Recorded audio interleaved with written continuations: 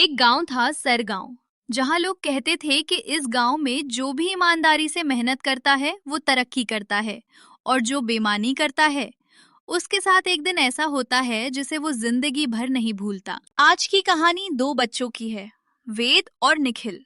दोस्त दोनों थे, लेकिन सोच बिल्कुल अलग। और एक दिन निखिल को मिला बेईमानी का ऐसा फल जो उसकी जिंदगी हमेशा के लिए बदल गया। दोनों सुबह जल्दी उठने के बाद स्कूल की ओर जाते हैं। वेदे, चल निखिल, आज साइंस प्रोजेक्ट जमा करना है। मैं रात भर मेहनत करता रहा। क्या जरूरत है मेहनत की? मैं तो बस इंटरनेट से फोटोकॉपी कर लाया हूँ, हो जाएगा। वेदर, लेकिन टीचर तो हाथ से बनाया मॉडल मांग रही थी। भाई, काम पूरा होना चाहिए, कैसे भी। यही फर्क था। वेद मेहनत में विश्वास करता था और निखिल शॉर्टकट में। दोनों आपस में बातचीत खत्म करने के बाद क्लासरूम में चले जाते हैं और उस दिन टीचर सबका रिजल्ट सुनती है। पहला स्थान जाता है वेद को। ये कैसे? मेरा मॉडल भी तो अच्छा था। निखिल, तुम्हारा मॉडल इंटरनेट से कॉपी किया गया है। मेहनत नहीं की हुई चीज कभी जीत नहीं सकती। यहीं से निखिल के मन में ईर्ष्या का बीज गिर चुका था। निखिल गुस्से में स्कूल से निकलता है। रास्ते में एक पुराना बरगद का पेड़ के पास आकर खड़ा हो जाता है। मेहनत का क्या फायदा, जो चाहता हूँ मिलता ही नहीं। अचानक हवा तेज पेड़ के पीछे से चमकने लगता है।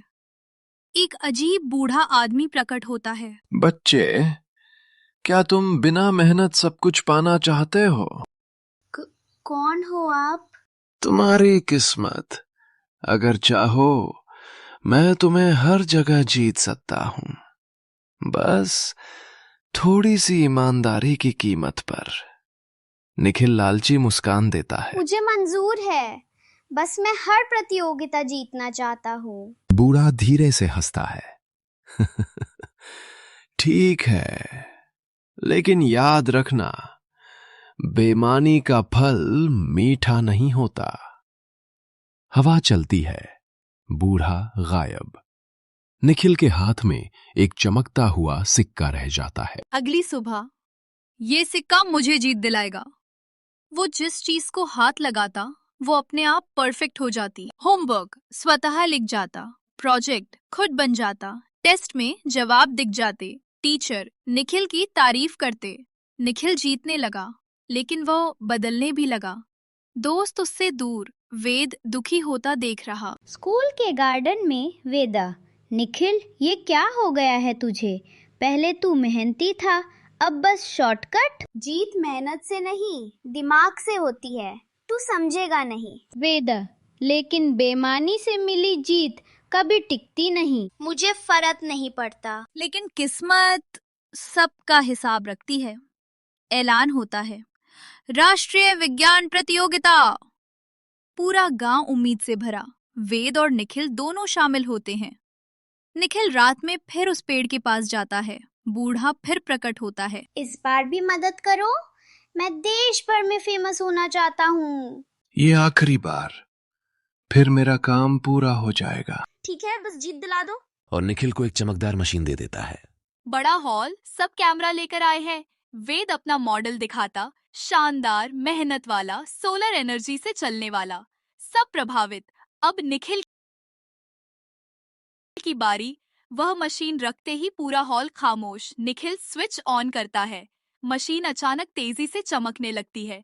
धुआं, चिंगारियां और जोरदार धमाका। सब डरकर पीछे हटते हैं। निखिल, ये क्या बनाया तुमने? मैंने नहीं बनाया, वो जादू वाला। तभी बूढ़ा आदमी हवा में प्रकट होता है। पूरा हॉल सन्न। बूढ़ा, बच्चे, मैंने कहा था, बेईमानी का फल मीठा नहीं होता। तुम जीतते जीतते खुद को हार गए हो। निखिल रो पड़ता है। बूढ़ा गायब हो जाता है। सिक्का काला हो जाता है। निखिल घुटनों पर बैठकर रोता है। मैंने सबको धोखा दिया, सब खो दिया। वेग पास आता है। निखिल, अभी भी देर नहीं हुई है। मेहनत में मजा और सच में ताकत होती है। कुछ दिन बाद निखिल वापस मेहनत करना शुरू कर देता है। वेद उसकी मदद करता है। धीरे धीरे दोनों फिर दोस्त बन जाते हैं।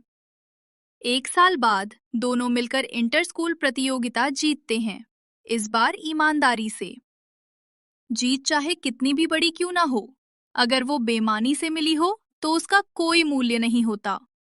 लेकिन जो चीज मेहनत से मिलती है वो इंसान को गर्व भी देती है और खुशियां भी।